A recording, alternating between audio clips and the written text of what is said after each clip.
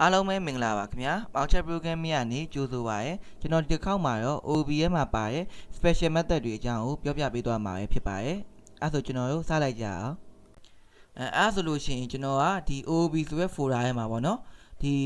special method ဆိုပြီးတော့ကျွန်တော် Python file တစ်ခုဆောက်လိုက်မယ်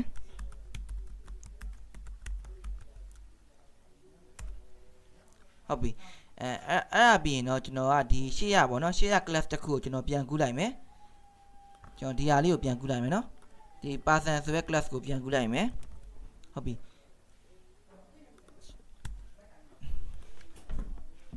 တ်ပြီဒါဆိုကျွန်တော်တို့ကဒီဟာလေးကရလာပြီပေါ့နော်အဲ့တော့ဒီမှာပြောနေတာကကျွန်တော်က special method ပေါ့ special method ဆိုတာဒီကျွန်တော်ဒီ init လို့ဟာမျိုးပေါ့နော်အဓိကပြောချင်တာကကျွန်တော်ဒီ method ကိုခေါ်စရာမလိုပဲနဲ့တခုခုလုပ်လိုက်လို့ရှိရင်သူ run မဲ့ကောင်မျိုးပေါ့ run မဲ့ method မျိုးကျွန်တော်က special method ခေါ်ရပြီးလို့ရှိရင်သူ့ရဲ့ရေးပုံတွေဒီဒီ underscore နှစ်ခါနဲ့ရေးရပြီးရင်ဒီနာမည်ရကျွန်တော်ရှိပြီးသားနာမည်ပေါ့နော်သူ့ရဲ့ဒီ Python ကတည်ပြီးသားနာမည်ကိုခေါ်သုံးတာပဲဖြစ်တယ်ကျွန်တော် user define function ကြောင့်ကိုကြိုက်တဲ့နာမည်ပေးလို့ရတယ်ပြီးလို့ရှိရင်ကျွန်တော်ခေါ်မှလုပ်တယ်ဒီကောင်ကအဲ့လိုမဟုတ်ဘူးသူ့မှာသူ့ရဲ့ keyword လည်းရှိပြီးသားပြီးလို့ရှိရင်ကျွန်တော်ကဒီကိုခေါ်ကြမလို့ပဲနဲ့ပေါ့နော်တခုခုကိုသူနဲ့ဆိုင်တာကိုလုပ်လိုက်ပြီးဆိုတာနဲ့သူ i function ကို auto ဒီ execute လုပ်မဲ့ function မျိုးပေါ့နော်တနည်းအားဖြင့်ကျွန်တော်က class ထဲမှာရှိရော method မျိုးပေါ့နော်အဲ့လိုဟာမျိုး special method ခေါ်ရင်နောက်တစ်ခုဘယ်လိုခေါ်သေးလဲဆိုရင် magic method လို့ခေါ်မယ်နောက်က underscore နှစ်ခုဆိုတော့ underscore ပေါ့နော်အဲ့တော့ကျွန်တော်ဒါ underscore method ပေါ့အဲ့လိုအခေါ်ဝေါ်အများကြီးရှိပါတယ်အဲ့ကျွန်တော်ဘယ်လိုခေါ်ပေါ့နော်ကိုကတခုတိထိုင်ကိုအဆင်ပြေပါတယ်အရင်ဆုံးကျွန်တော်ဘာလုပ်မလဲဆိုတော့ဒီ object တစ်ခုဖန်တီးမယ်ပေါ့နော်ဒီမှာကျွန်တော်ကမောင်ဆိုလုပ်မယ်ပြီးလို့ရှိရင်ကျွန်တော်ဒီ person ဆိုရဲ class ပေါ့နော်အဲ့ထဲမှာသူ့ရဲ့ name ဆိုတော့မောင်ပြီးလို့ရှိရင်သူမွေးရဲ့နှစ်ဆိုတော့ကျွန်တော်က2000မှရေးလိုက်မယ်ဟုတ်ပြီအဲ့ပြီးရင်ကျွန်တော် run ကြည့်လိုက်မယ်ဒါဆိုကျွန်တော်တို့အဆင်ပြေပေါ့နော်ဘာမှအခက်အခဲမရှိဘူးဟုတ်ပြီအဲ့အချိန်မှာကျွန်တော်ကဒီမှာဒီ print ဆိုရဲ function ကိုလာသုံးကြည့်မယ် print မောင်ပေါ့နော်အဲ့လိုသုံးပြီးကျွန်တော်တို့ပြန် run ကြည့်အောင်ဘာဖြစ်လဲဆိုတော့ကျွန်တော်တို့ရဲ့ဒီ object ရဲ့ပေါ့နော်ဒီ person ဆိုတဲ့ class ထဲမှာရှိရပြီးလို့ရှိရင်သူ့ရဲ့ဒီဟိုပါပေါ့ memory ပေါ့နော်ဒီ object ကိုတင်ထားရဲ့ memory location ကိုလာပြရပေါ့နော်ဟုတ်ပြီကျွန်တော်တို့ကဒီသူ့ရဲ့ memory ကိုကြည့်ချင်တာဟုတ်ချင်မှာဟုတ်မယ်ပေါ့နော်ဒီလိုမျိုး memory ကိုကြည့်ချင်တာမဟုတ်ဘူးကိ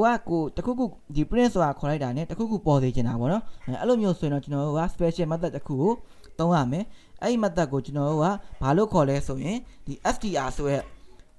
method ပေါ့နော်အဲ့တော့ def ကျွန်တော်က underscore ပြီးရင် str ပေါ့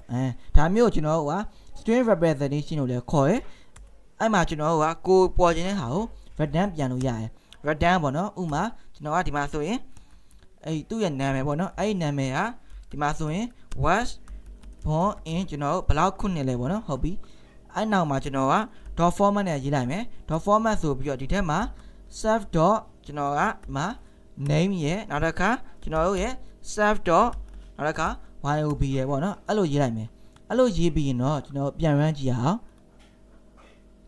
ဒါဆိုရင်တော့ကျွန်တော်တို့အဆင်ပြေသွားပြီဘာလို့လဲဆိုတော့ကျွန်တော်တို့ကဒီ print ဆိုတာကိုသုံးတာ ਨੇ သူကဒီ object ထဲမှာဒီ str ဆိုရဲကျွန်တော်တို့ရဲ့ special method ကြီးကိုတွားပြီးတော့ execute လုပ်တယ်ပေါ့နော်တကယ်ကြီးအပြင်တွား run နဲ့ run တဲ့အခါမှာသူနဲ့ဆိုင်တဲ့ဟာကို return ပြန်ပြီးရင်အဲ့ return ကိုကျွန်တော်တို့ကဒီမှာလာပြရပေါ့နော်အဲ့လိုနည်းနဲ့ကျွန်တော်တို့ကဒီကိုလိုချင်တဲ့ဟာကိုတွားရေးလို့ရပါတယ်ဒါဒီ str ဆိုတဲ့ special method အဲ့ကျွန်တော်တို့ကဒီ str ဆိုတဲ့ဟာကိုတွားပြီးတော့ကိုကခေါ်ကြလို့လားဆိုတော့ခေါ်ကြမလို့ဘူးသူဒီ print ဆိုတာကိုခေါ်ရနဲ့ auto တွားလုပ်တယ်ပေါ့နော်ဒီမှာကျွန်တော်တို့ဒီ init function ကိုခေါ်ကြမလို့init function ကိုကျွန်တော်ဒါခေါ်ကြမလို့တယ်လို့ပဲပေါ့နော်ဒီမှာဆိုတော့ကျွန်တော် init function ကိုခေါ်ကြမလို့ဒီ class ထဲမှာကျွန်တော် instant တစ်ခုဖန်တီးလိုက်တာ ਨੇ သူ init function ကိုတွားပြီးတော့လုပ်ပြီးသားဖြစ်တယ်ပေါ့နော်ဒါရည်ဒီကျွန်တော်တို့ရဲ့ special method တွေရဲ့အားသာချက်ပေါ့နော်ဟုတ်ပြီနောက်တစ်ခုကကျွန်တော်ကဘာပြကျင်သေးရလဲဆိုတော့ alien ဆိုတဲ့ဟာဒီ alien ဆိုပြီးတော့ကျွန်တော်ကမောင်ဆိုတော့သွားထုတ်ကြည့်အောင်အရင်တော့ကျွန်တော်ဒီ list တွေနောက်တစ်ခါ string တွေတော့ဆိုရင် alien ဆိုရင်သူ့ထက်မှာပါရဲ့ကျွန်တော်တို့ element အရေးအတွက်ကိုပြရပေါ့နော်ဒီမှာရောကျွန်တော်တို့ပြလာဆိုပြီးသွားကြည့်မယ်ဒါဆိုရင်တော့ကျွန်တော်တို့မပြဘူးဒီမှာ alien ဆိုရဲကျွန်တော်တို့အတွက် method မရှိဘူးလို့ပြောနေပေါ့နော်ဟုတ်ပြီအဲ့လိုဟာမျိုးသုံးချင်ရင်ကျွန်တော်တို့ကဘယ်လိုလုပ်လို့ရသေးလဲဆိုရင် alien ဆိုရဲ special method တခုရှိပါသေးတယ်ဒီမှာဆိုလဲကျွန်တော် alien ပေါ့နော်အဲ့ထဲမှာကျွန်တော်က return လာပြန်လို့ရတယ် return ဆိုပြီးတော့ကျွန်တော်ကသူ့ရဲ့ဒီအသက်ကိုပြန်ခြင်းတယ်ဗျာအသက်ပြန်ခြင်းတော့ဒီ current year ပေါ့နော် self dot ကျွန်တော်ရဲ့ current year ရနေဘာလို့နှုတ်မလဲဆိုရင်ကျွန်တော် self dot ဒီ yob ကိုလာနှုတ်မယ်ပေါ့နော် yob ကိုနှုတ်ပြီးရင်ကျွန်တော် အဆင်ပြေသွားပြီဒါဆိုကျွန်တော်ပြန် run ကြည့်မယ်ဒါဆိုကျွန်တော် error မတက်တော့ဘူးဒါပေမဲ့ကျွန်တော်ရဲ့အသက်ကိုဒီမှာ set ခွင့်မှာမပေါ်ဘူးပေါ့နော် terminal မှာမပေါ်ဘူးဘာလို့မပေါ်ရလဲဆိုတော့ကျွန်တော်ဒါ print မထုတ်ရသေးလို့မပေါ်ပါဘူးဟုတ်လား print ထုတ်လိုက်ရင်တော့ကျွန်တော်ဒါပေါ်လာပါလိမ့်မယ်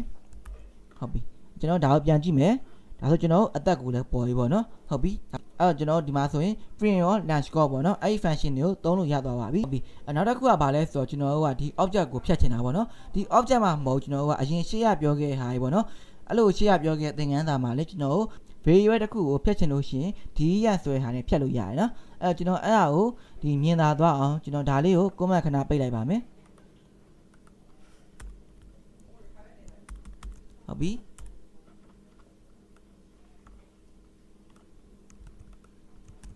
ကျွန်တော်ဒီမှာ comment ပေးလိုက်မယ်ပေါ့နော်ကျွန်တော်ကဒီမှာ my list ဆိုပြီးကျွန်တော်ပေးလိုက်မယ်နော် my list ဆိုပြီးတော့ကျွန်တော်က1 2 3ပေါ့နော်အဲ့လိုပေးလိုက်မယ်ပေးပြီးရင်ကျွန်တော်တို့ my list ကိုထုတ်ကြည့်အောင် my list ကိုထုတ်ကြည့်မယ်ထုတ်ကြည့်ပြီးကျွန်တော်တို့အဲ့ပြီးရင်ကျွန်တော်တို့ run ကြည့်အောင်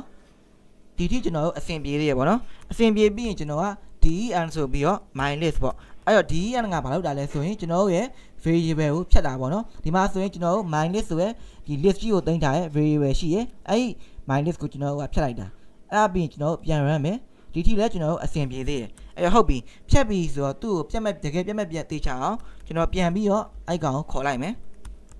ဟုတ်ပြီဒါပြီးရင်ကျွန်တော်တို့သွား run ရအောင်ဒါဆိုကျွန်တော်တို့ error တက်သွားပြီပေါ့နော်ဘာလို့လဲဆိုတော့ဒီ minus ကြည့်ပြီး not define ဖြစ်သွားပြီပေါ့နော် not define ဆိုတာဒီကျွန်တော်တို့က minus ကိုဖြတ်လိုက်ပြီးရဲ့အခါမှာကျွန်တော်တို့ရဲ့ minus ကမရှိရအောင်သွားပြီးတော့ကျွန်တော်တို့ကဒီမှာ print လာထုတ်တယ်ပေါ့နော်အဲ့အချိန်မှာကျွန်တော်တို့ error တက်ပါတယ်ဟုတ်ပြီဒါဆိုကျွန်တော်တို့ဒီဒါလေးကိုကျွန်တော်ပြန်ကြည့်အောင်ကျွန်တော်ဒီ object မှာလည်းကျွန်တော်အဲ့လိုဖြတ်လို့ရပါတယ်အဲ့တော့ဒီမှာကျွန်တော်ဖြတ်ပြပါမယ် den ပြီးရင်မောင်းလို့ဖြတ်လိုက်မယ်အဲ့တော့ဒါကိုပြန် run မယ်ကျွန်တော်ဒီထိအဆင်ပြေသေးရပေါ့နော်အဲ့အချိန်မှာကျွန်တော်ကသွားပြီးတော့ print ဆိုပြီးတော့မောင်းကိုပြန်ထုတ်မယ်အဲ့ဆိုကျွန်တော်အဆင်ပြေသေးတာပေါ့ဒါဆိုကျွန်တော်မရတော့ခုနကလိုပဲ error တက်တယ်ပေါ့နော်ဘာလို့လဲဆိုတော့မောင်းကျွန်တော်ကဖြတ်ပြီးသားမလို့ဟုတ်တယ်ကျွန်တော်ကဒီ OOB မှာဘာလို့ရသေးလဲဆိုတော့အဲ့လို den ဆိုတာကိုသုံးပြီးလို့ရှိရင်ဒီကောင်စာပေါ်ခြင်းပေါ်လို့ရသေးရဗျာတနည်းအားဖြင့်ပြောရရင်ကျွန်တော်ကဒီ object တစ်ခုကိုဖြတ်လိုက်တဲ့အခါမှာကျွန်တော်ကဖြတ်ပြီးပါပြီဘာလို့ပေါ့နော်အဲ့လိုကိုကြိုက်တဲ့စာကိုကျွန်တော်ပေါ်လို့ရသေးရဲ့အဲ့ဒါကိုလည်းကျွန်တော်ရဲ့ဒီ class ထဲမှာ special method ရှိပါတယ်အဲ့ဒါဘာလဲဆိုတော့ def ပြီးရင်ကျွန်တော်တို့က den ဆိုရဲကျွန်တော်ရဲ့ special method ပေါ့နော်အဲ့အချိန်မှာကျွန်တော်တို့က print ဆိုပြီးတော့ကိုကြိုက်တာကိုရေးလို့ရပါတယ်ဥပမာကျွန်တော်ကဒီမှာဆိုရင်သူ့ရဲ့နာမည်ပေါ့နော်အဲ့ဒီဟာဒီ if ကျွန်တော်က no longer available ပေါ့နော်ကျွန်တော်အဲ့လိုရေးလိုက်ပါမယ်နောက်ကနေကျွန်တော် dot format ပေါ့နော် dot format ဆိုပြီးတော့ save dot ဒီမှာဆိုရင် name ပေါ့နော်ဟုတ်ပြီကျွန်တော်ဒါကိုသွားကြည့်အောင်ဒါဆိုလို့ရှိရင်ကျွန်တော်တို့ဒီမောင်က no longer available ဆိုပြီးပေါ်ရပေါ့နော်ဒါကကျွန်တော်တို့ delete လုပ်တဲ့အခါမှာတစ်ခါရဲကိုရေးချင်တဲ့စာကိုတစ်ခါရဲပြရပါပေါ့နော်အဲ့လိုနည်းနဲ့ကျွန်တော်တို့က delete ဆိုရဲ special method ကိုသုံးပြရပါပေါ့နော်ဟုတ်ပါပြီဒါဆိုရင်ကျွန်တော်ကဒီ video မှာဆိုရင် special method 3ခုကိုပြောထားရဲပေါ့နော်ဒီ